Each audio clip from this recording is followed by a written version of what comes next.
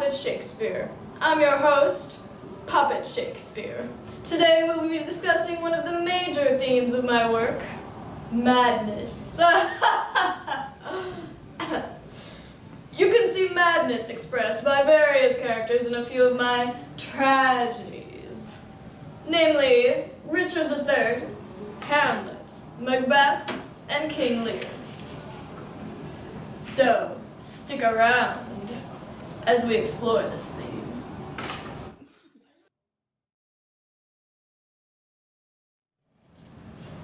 Richard, Duke of Gloucester, is a bitter hunchback who aspires to become king by means of manipulation and murder. He succeeds, but as his power grows, he becomes more and more anxious over the possibility of losing the throne. To legitimize his position, he decides to kill his young nephews, the sons of the previous king and the rightful heirs. He also considers incest with his young niece. Young Edward lives. Ha, am I king? 'Tis so, but Edward lives. Shall I be plain? I wish the bastard's dead, and I would have it suddenly performed. Rumored abroad that Anne my wife is sick and like to die. I must be married to my brother's daughter, or else my kingdom stands on brittle glass. Murder her brothers, and then marry her. James Tyrrell, and your most obedient subject. Art thou indeed? Prove me, my gracious sovereign. Darest thou resolve to kill a friend of mine? Aye, my lord, but I'd rather kill 2 enemies. Why, there thou hast it, 2 deep enemies, foes to my rest and my sweet sleep's disturbers. Are they that I would have thee deal upon? Tyrrell, I mean those bastards in the tower. Let me have open means to come to them, and soon I'll rid you from the fear of them. Wait. I shouldn't show the killing of young princes on the stage. The killing of children is universally frowned upon, so Puppet Shakespeare is wondering how he should portray the scene. How will the audience view Richard's character if Puppet Shakespeare decides to show the brutal murder of 2 children? Will there be any sympathy left for Richard? At this point, Richard is so paranoid about the potential threats to his crown that he resolves to kill his young nephews. Richard's madness is reflected in the ways he upsets the natural order. To keep his place on the throne, Richard kills the rightful heir, young Prince Edward. He believes that he is losing power, and his anxiety causes him to go mad.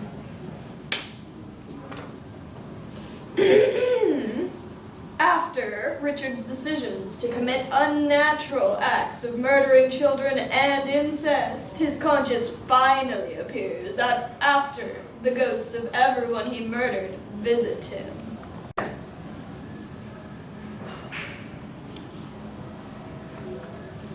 Let me sit heavy on thy soul tomorrow. Think how thou stabbedst me in the prime of my youth at Tewkesbury. Despair, therefore, and die. Dream on thy cousin smothered in the tower. Let us be led within thy bosom, Richard, and weigh thee down to ruin, shame, and death. Thy nephew's souls bid thee despair and die. Richard, thy wife, that wretched Anne, thy wife that never slept a quiet hour with thee, now fills thy sleep with perturbations. Tomorrow, in the battle, think on me, and fall thy edgeless sword. Despair and die, despair and die, despair and die. Give me another horse. Bind up my wounds. Have mercy, Jesu. Soft did I but dream. O coward conscience, how thou dost afflict me. The lights burn blue. It is now dead midnight. Cold, fearful drops stand on my trembling flesh. What do I fear? Myself? There's none else by. Richard loves Richard. That is, I am I. Is there a murderer here? No. Yes, I am. Then fly. What, for myself? Great reason why, lest I revenge. What, myself upon myself? Alack, I love myself. Wherefore? For any good that myself have done unto myself.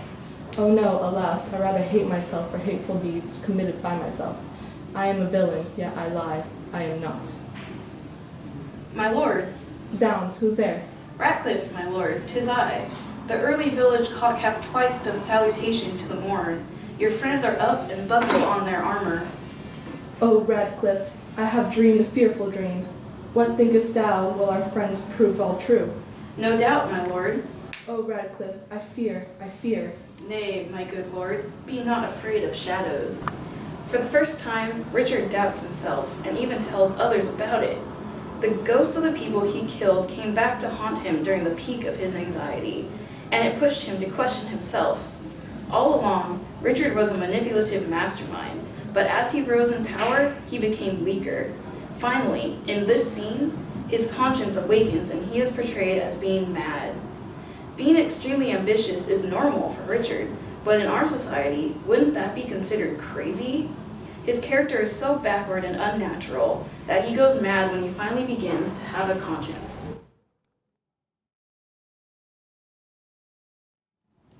Let me be a ham and introduce this, a play most replete in quotes that shows much of madness too, though there is question as to the certainty of true mental illness.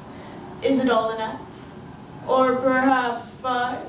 Well, if it is true, the stemming cause could be that perverse event, the death of king by brother and subsequent marriage of said brother with his queen. 'Twas said, Something is rotten in the state of Denmark. thus a natural ghost of father doth appear, and spoke thus to Prince Hamlet. If thou hast nature in thee, bear it not.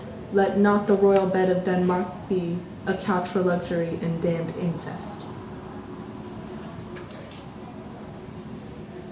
He appeals to the righteous cause of revenge to set right the state.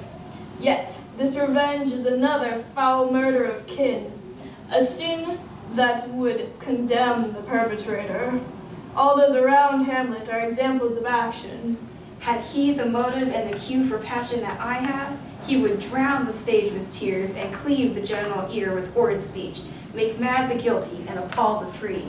Yet I, the son of a dear father murdered, prompted to my revenge by heaven and hell, must, like a whore, unpack my heart with words.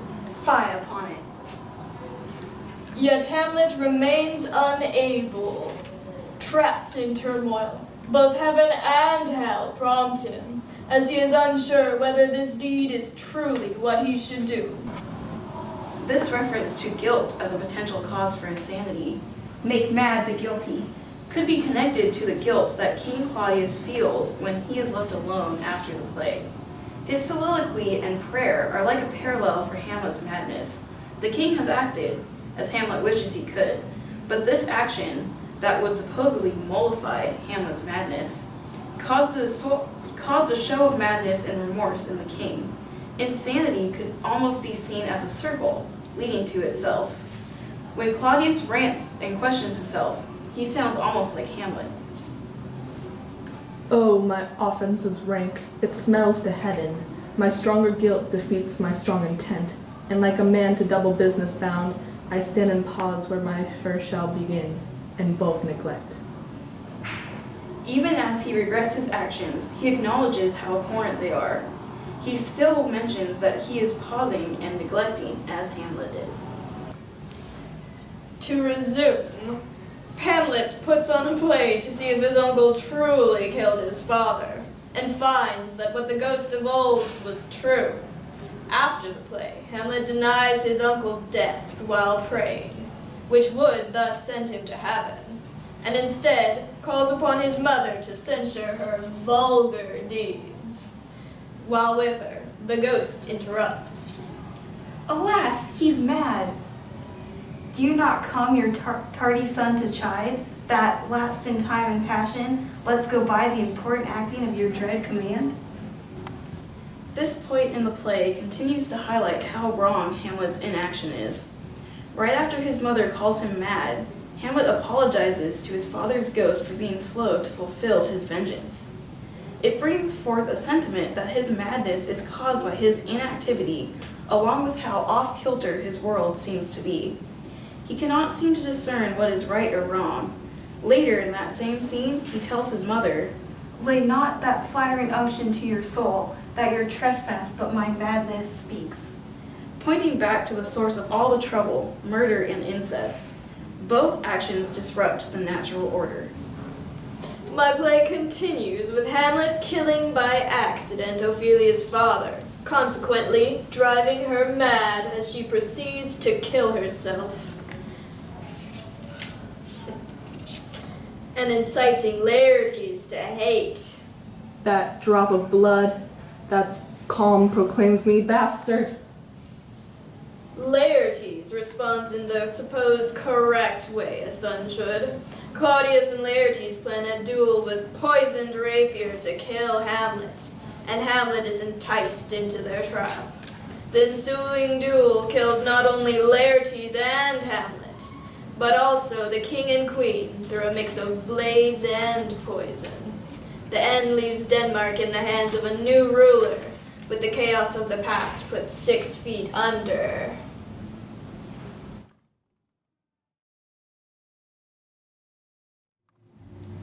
From London to Elsinore to Scotland, my tragic heroes seem to be particularly susceptible to madness. After 3 witches prophesize that the warrior Macbeth will one day be king, his thoughts shift immediately from celebrating the rewards of his loyalty to murder.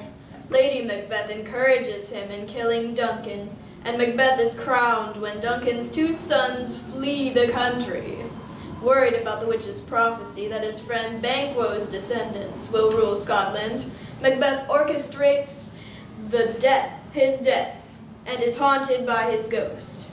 Lady Macbeth, meanwhile, has begun sleepwalking and incessantly washing her hands of the blood she imagines to be on them. Macduff leaves Scotland to convince Malcolm, Duncan's eldest son, to return from England, and Macbeth enacts the killings of Macduff's wife and children. Macduff and Malcolm lead the attack on Macbeth's palace at Dunsinane, and shortly after hearing of his wife's suicide, Macbeth is slain by Macduff. Macbeth is quite literally haunted by his actions. Shortly after killing his kinsman Duncan, he must also kill his brother-in-arms, Banquo. In Shakespeare's world, such unnatural acts have dire consequences. In Act 3, Scene 4, Macbeth's guilt manifests itself in the supernatural. Shortly after hearing from the murderers of Banquo's death, Macbeth sees his ghost at a banquet. Macbeth raves in front of his guests, and Lady Macbeth is forced to insist that he has regular hallucinations. You know your own degrees. Sit down at first, and last, a hearty welcome. Thanks to your majesty. May it please your highness sit? Here have we now our country's honored root, were the graced person of our Banquo present, who may I rather challenge from kindness than pity for mischance. His absence, sir, lays blame upon his promise. Please list your highness to grace us with your royal company. The table's full. Here is a place reserved, sir. Where? Here, my good lord. What is it that moves your highness? Which of you have done this? What, my good lord? Thou canst not say I did it. Never shake thy glory locks at me. Gentlemen, rise. His highness is not well. Sit, worthy friends. My lord is often thus, and hath been from his youth. I pray you, keep seat. This fit is momentary. Upon a thought he will again be well. If much you note him, you shall offend him and extend his passion. Feed and regard him not. Are you a man? I am a bold one that dare look on that which might appall the devil. Oh, proper stuff. This is the very painting of your fear. This is the air-drawn dagger which, you said, led you to Duncan. Oh, these flaws and starts, impostors to true fear, would well become a woman's story at a winter's fire, authorized by her grandam. Shame itself! Why do you make such faces? When all's done, you look but on a stool. If I stand here, I saw him. Fie, for shame. Blood hath been shed ere now. In the olden time, ere human statute had purged the gentle weal, aye, and since too, murders have been performed, too terrible for the ear. The times have been that when the brains were out, the man would die, and there an end. But now they rise again, with 20 mortal murders on their crowns, and push us for our stools. This is more strange than such a murder is. In this last scene, Lady Macbeth acts rationally. But as Act 5, Scene 1 reveals, Lady Macbeth is also tormented by her actions. She has begun sleepwalking, and in this unnatural state, repeatedly washes her hands and seemingly admits her guilt. I have 2 nights watched with you, but can perceive no truth in your report. When was it she last walked? Since His Majesty went into the field. A great perturbation in nature, to receive at once the benefit of sleep and do the effects of watching. In the slumbery agitation, besides her walking and other actual performances, what at any time have you heard her say? That, sir, which I will not report after her. You made a me, and 'tis most meet you should. Neither to you nor anyone, having no witness to confirm my speech. Lo you, here she comes. This is her very guise, and upon my life, fast asleep. Observe her. Stand close. Yet here's a spot. Out, damn spot. Out, I say. The Thane of Fife had a wife. Where is she now? What, will these hands never be clean? No more of that, my lord. No more of that. You mar all this with your starting. Go to, go to. You have known what you should not. She has spoke what she should not. I am sure of that. Heaven knows what she has known. This disease is beyond my practice, yet I have known these which I have walked in their sleep who have died holily in their beds. Wash your hands. Put on your nightgown. Look not so pale. I tell you yet again, Banquo's buried. He cannot come out on's grave. Even so? To bed. To bed. There's a knocking at the gate. What's done cannot be undone. To bed. To bed. To bed. Foul whisperings are abroad. Unnatural deeds do breed unnatural troubles. Infected minds through their deaf pillows will discharge their secrets. More needs she the divine than the physician. Lady Macbeth's mental state has not gone unnoticed by her husband, and when Macbeth tells the doctor to cure her, the doctor responds that he has no cure for what troubles her. Lady Macbeth must face the consequences of her actions. Driven by her madness, she takes her own life.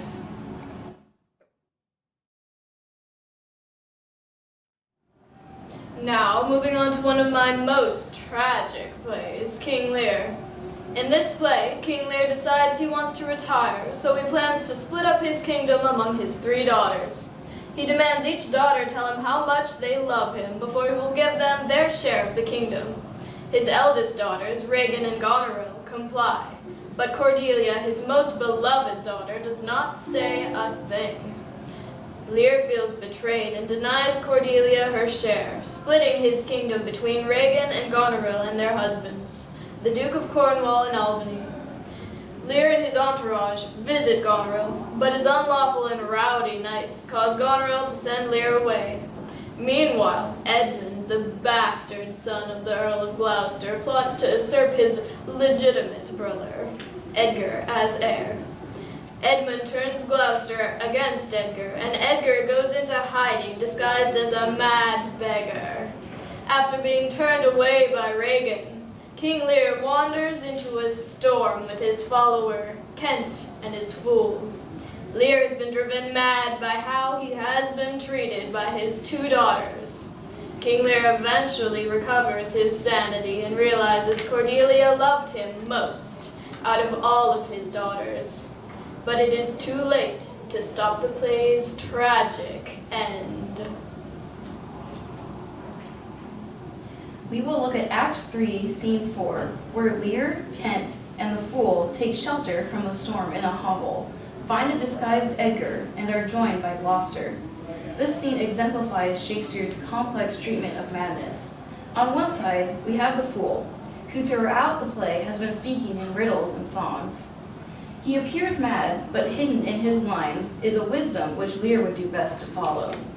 Lear's madness is much discussed by the other characters, who argue that it is due to his daughter's irreverent treatment of him. Lear refuses to take shelter from the storm that rages outside, an atmospheric reflection of his own madness. Here is the place, my lord. Good my lord, enter. The tyranny of the open night's too rough for nature to endure. Let me alone. Good my lord, enter here. Wilt break my heart? I had rather break mine own. Good my lord, enter. Thou think'st 'tis much that this contentious storm invades us to the skin, so 'tis to thee. But where the greater malady is fixed, the lesser is scarce felt. Thou wouldst shun a bear, but if thy flight lay toward the raging sea, thou wouldst meet the bear in the mouth. When the mind's free, the body's delicate. The tempest in the mind doth from my senses take all feeling else, save what beats there. Filial ingratitude, is it not as this mouth should tear this hand for lifting food to it? But I will punish home. No, I will weep no more.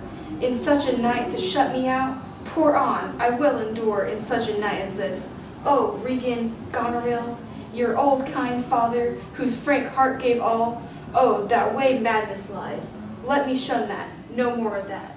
Good my lord, enter here. King Lear, Kent, and the fool also find Edgar, who is acting the part of poor Tom to hide from his father, who has been turned against him by his half-brother. Lear is interested in the supposedly mad man and asks him if he too has been driven mad by his daughter's ill treatment. Fathom and half, fathom and half. Poor Tom. Come not in here, Knuckle. Here's a spirit. Help me, help me. Give me thy hand. Who's there? A spirit, a spirit. He says his name's Poor Tom. What art thou that dost grumble there in the straw? Come forth. Away! The foul fiend follows me. Through the sharp hawthorn blows the cold wind. Hum, go to thy cold bed and warm thee. Hadst thou given all to thy 2 daughters, and art thou come to this? Who gives anything to poor Tom, whom the foul fiend have led through the fire and through flame, and through ford and whirlpool, ere bog and quagmire, that have laid knives under his pillow, and halters in his pew, set ratsbane by his porridge, made film proud of heart to ride on a bay trotting horse over whore-inched bridges to curse his own shadow for a traitor. Bless thy 5 wits, Tom's a cold. What? Have his daughters brought him to this pass? Couldst thou save nothing? Didst thou give them all?